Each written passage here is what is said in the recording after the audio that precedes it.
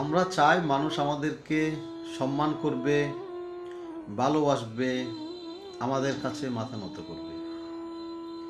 কিন্তু একটা সহজ বিষয় আমরা বুঝি না যে সম্মানের পিছনে যদি ছুটে বেড়ায় সম্মান কিন্তু আসে না। সম্মানের পিছনে না ছুটে আমরা যদি নিজেদেরকে যোগ্য যোগ্যতার পিছনে সময় কাটাই, নিজেদেরকে যদি আমরা যোগ্য করে তুলতে পারি, তাহলে সম্মান ভালোবাসা সব এমনিতেই আসবে। কিন্তু আমরা বেশিরভাগ মানুষ সেটা বুঝি না।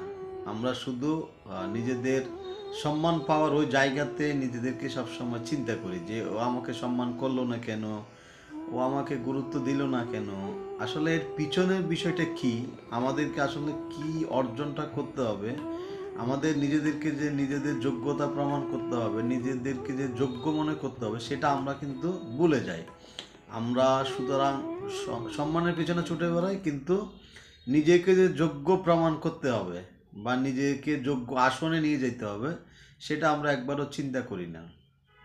তাই আমাদেরকে আগে এটাই মাথায় রাখতে হবে যে সম্মান পেতে গেলে নিজের যোগ্যতা অর্জন করতে হয়, নিজেকে যোগ্য স্থানে নিয়ে যেতে হয়।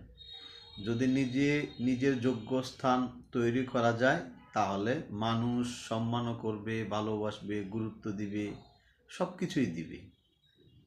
ধন্যবাদ।